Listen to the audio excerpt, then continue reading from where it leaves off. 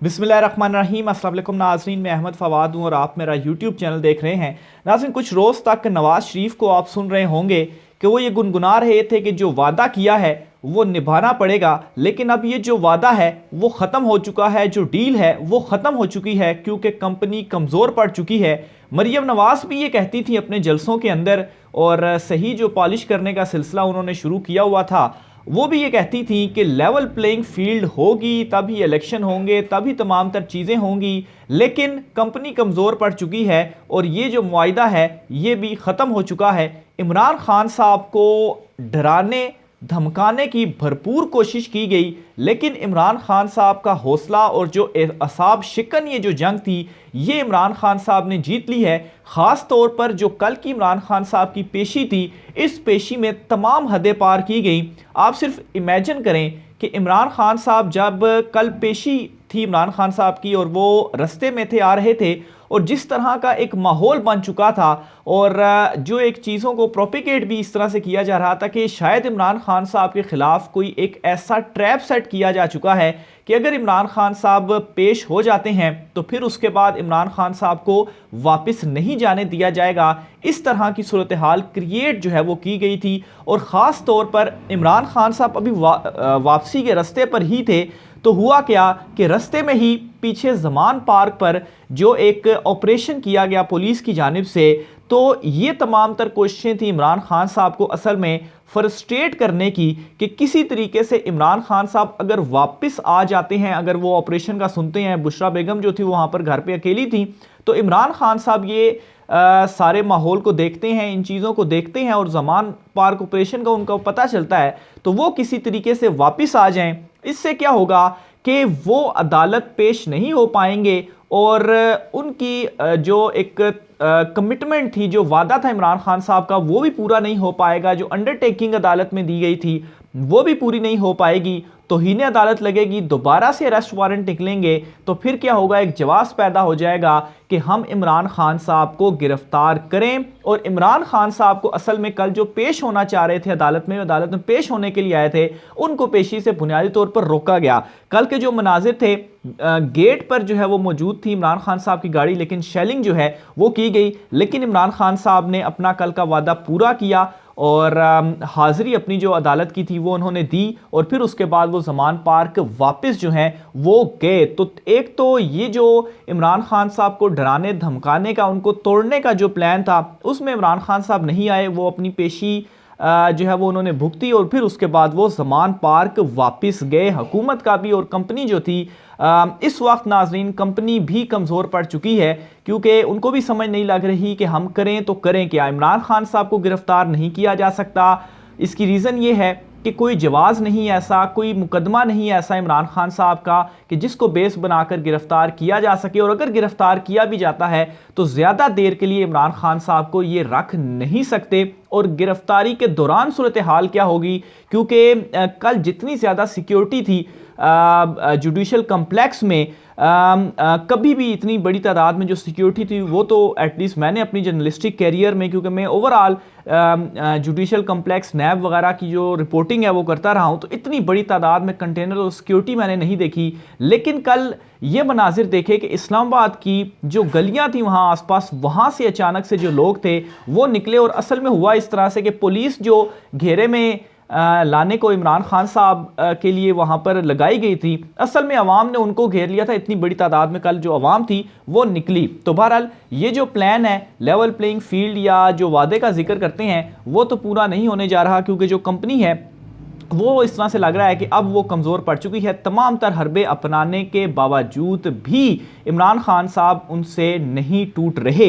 यहाँ तक कि इदारों के अंदर से इस वक्त जो हिमायत है वो भी इमरान खान साहब के हक़ में आ चुकी है। कल वहाँ पर जो पुलिस थी वो ख़ुद ये कहने के ऊपर मजबूर हुई कि ये जो कुछ हो रहा है ये ठीक नहीं हो रहा और ऐसा नहीं होना चाहिए था। यहाँ तक कि नाजरीन मुस्लिम लीग नून और पीपल्स पार्टी के अंदर से जो उनके कुछ रहनुमा हैं वो भी ये कह रहे हैं कि ये जो चीज़ें हो रही हैं ये नहीं होनी चाहिए और इनके होने से जो फ़ायदा है वो इमरान खान साहब को हो रहा है। और इस वक्त सूरत हाल ये बन चुकी है कि हमारी क़यादत ने हमें अपने हलकों के अंदर जाने के लिए भी जो है वो इस काबिल नहीं छोड़ा कि हम अपने हलकों के अंदर जाएं, अवाम के अंदर जाएं और कंपेन कर सकें। और यही वो रीज़न है कि ये तमाम तर हरबे अपनाए जा रहे हैं कि किसी तरीके से जो इलेक्शंस हैं उनको डिले किया जाए, लेकिन इलेक्शन को डिले करने का भी कोई फ़ायदा नहीं, वो भी एक किस्म की इमरान खान साहब की ही कंपेन है। तो ये इस वक्त जो सूरत हाल है वो बन चुकी है। लेकिन दूसरी तरफ किसी एक शख्स की जो ज़िद है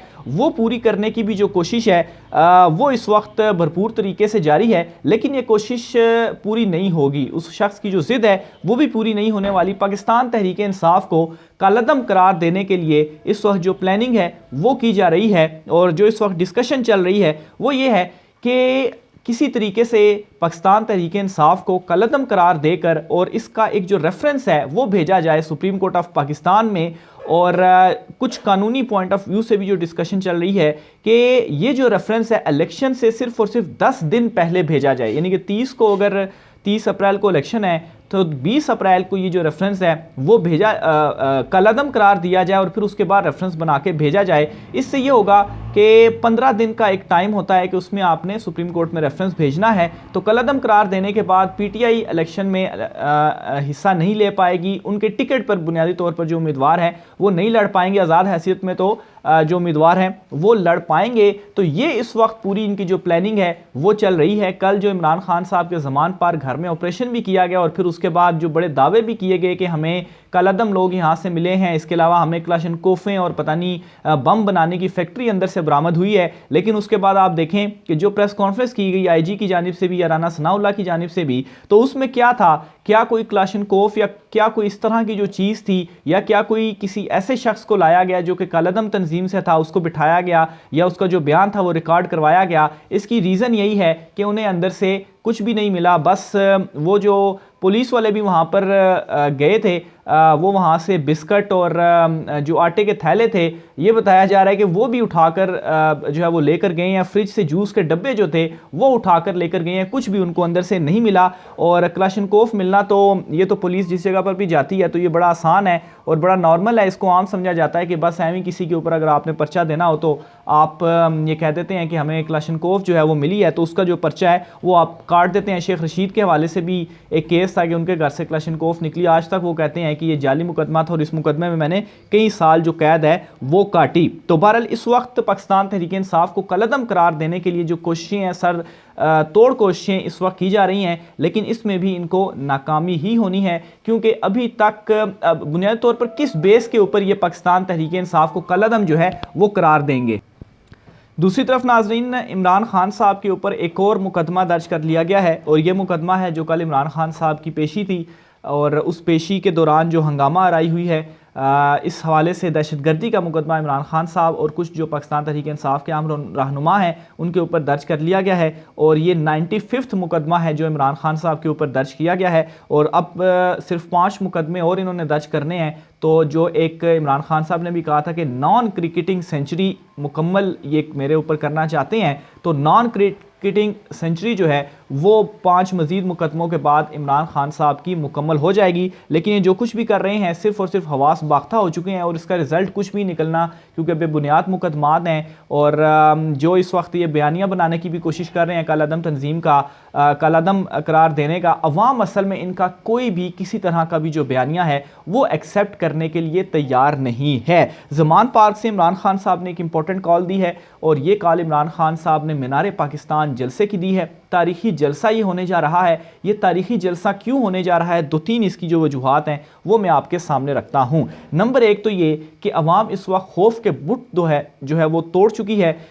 इमरान खान साहब कॉल नहीं भी देते, आप जब से इमरान खान साहब ज़मान पार्क वापस गए हैं आप देख लें कि जो तोड़ फोड़ या जो कंट्रोल पुलिस ने वहाँ पर कह रही थी कि हमने कल संभाल लिया है, तो वो तमाम तर जो एक्टिविटीज़ हैं, जो चीज़ें हैं, लोग दोबारा वापस ज़मान पार्क जो है वो पहुँच चुके हैं। अब जो जलसा है, एक तो ये है कि हुकूमत की जानिब से यकीनी तौर पर इस जलसे को भी रोकने के लिए अवाम को जलसे में शिरकत करने के लिए जो रुकावटें हैं वो ज़रूर डाली जाएंगी, लेकिन अब ये रुकावटें भी काम नहीं आएंगी क्योंकि इस वक्त जो कुछ हो चुका है पाकिस्तान तहरीक इंसाफ और उनके वर्कर्स के साथ और जिस तरह अवाम बाहर निकल चुकी है वो किसी भी रुकावट को अब नहीं मानेंगे।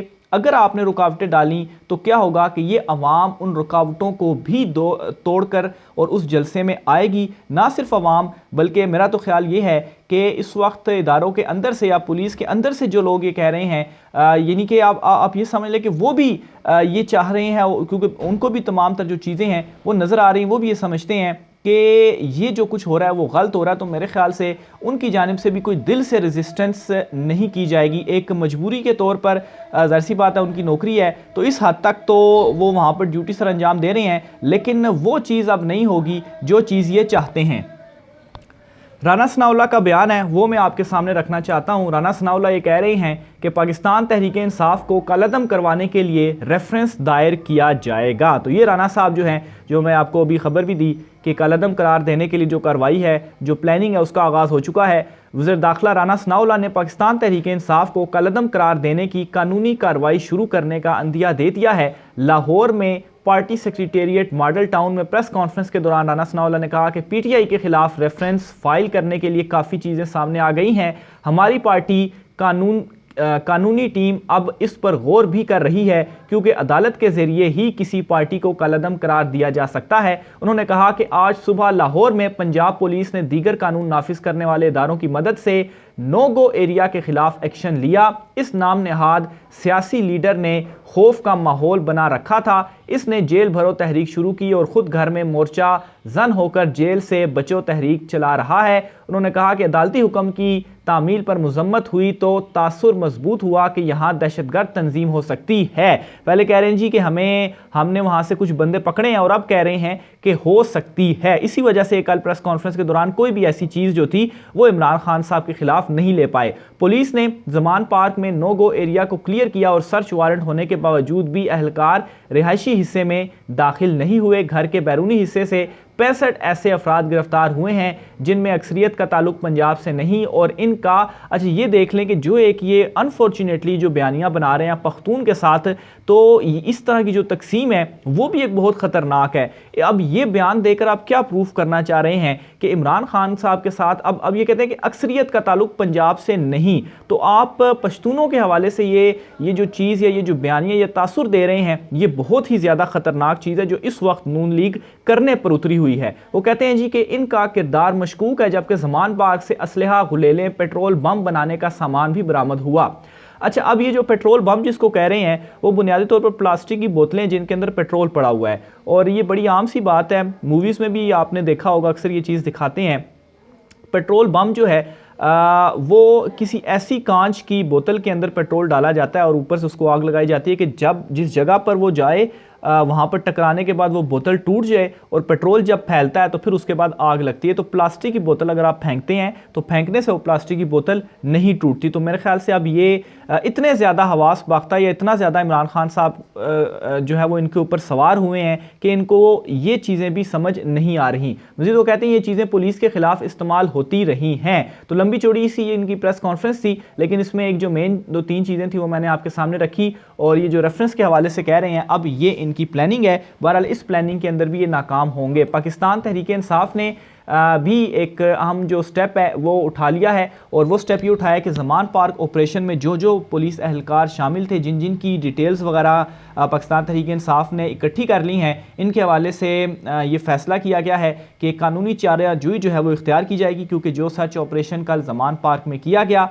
वो गैर कानूनी था। जब पुलिस आई उन्होंने सर्च वारंट नहीं दिखाए, और फिर अंदर जाके जो गिरफ्तारियाँ की गई और उन गिरफ्तार हुए जो कारकुनान थे उनको भी आज अदालत में पेश जो है वो किया जाएगा, उनके हवाले से भी केस चलेगा। बहरहाल एक चीज़ तो है कि पाकिस्तान तहरीक इंसाफ ने भी कानूनी चाराजोई इस्तेमाल करने का जो फैसला है वो कर लिया है, डिटेल्स इकट्ठी कर ली हैं, और जल्द लाहौर हाई कोर्ट से ही इस हवाले से रुजू किया जाएगा। आज चूँकि संडे है तो छुट्टी होने की वजह से कोई दरख्वास्त वगैरह सामने नहीं आई। बहरहाल मंडे वाले दिन से इस चीज़ का आगाज़ हो जाएगा। इमरान खान साहब मंडे को मीनार पाकिस्तान का जो जलसा है वो भी करने जा रहे हैं। आगे चलकर नाजरीन एक और चीज़ भी आपको बताता चलूँ कि वज़ीर आला गिलगित बल्तिस्तान के ख़िलाफ़ भी कार्रवाई करने का जो फैसला है वो वफाकी हुकूमत ने किया है। तो आप देख लें कि किस कदर ये बौखला चुकी है कि इमरान खान साहब को किसी ना किसी तरीके से बस इनकी ख्वाहिश है कि वो हट ही जाए हमारे रास्ते से। तो ये फैसला अब किया गया है वज़ीर आला गिलगित बल्तिस्तान के ख़िलाफ़ कार्रवाई के हवाले से। इसकी डिटेल ये है कि इमरान खान साहब की इस्लामाबाद में अदालत में पेशी पर काफिले में सरकारी प्रोटोकॉल के साथ वज़ीर आला गिलगित बल्तिस्तान भी शामिल हुए, जिसका सख्त नोटिस लेंगे। वफाकी हुकूमत ने सख्त नोटिस लेकर इनके खिलाफ कार्रवाई पर गौर शुरू कर दिया है। ज़राए के मुताबिक खालिद खुर्शीद के मुसल्ला गार्ड्स के साथ काफिले में शामिल हैं। इमरान खान साहब के काफिले में शामिल है। वफाकी हुकूमत के वाज़ेह अहकामात के बावजूद जीबी पुलिस एहलकार इमरान खान को सिक्योरिटी दे रहे हैं। तो ये कार्रवाई जो है वो अब इनके खिलाफ भी शुरू करने का इन्होंने फैसला कर लिया है। बहरहाल जैसा कि मैंने आपको बताया कि इमरान खान साहब को कंपनी ने और नून लीग ने तोड़ने की बड़ी कोशिश की, डराने की बड़ी कोशिश की। ख़ास तौर पर कल जो कुछ हुआ, क्योंकि कल इस तरह से लग रहा था कि इमरान खान साहब वाकई ट्रैप में आ चुके, इतना ज़्यादा माहौल बन चुका था। लेकिन जो इमरान खान साहब ने वहाँ पर स्टैंड लिया, अपना वादा पूरा किया, उसके बाद उसके बाद जिस तरह से अवाम उठी है, तो कंपनी जो है वो इस वक्त कमज़ोर पड़ चुकी है। और इमरान खान साहब का जो वादा है, नवाज शरीफ के साथ जो किया हुआ वादा है वो पूरा नहीं होने जा रहा। अगले व्लॉग तक इजाज़त दीजिए। अल्लाह हाफ़िज़।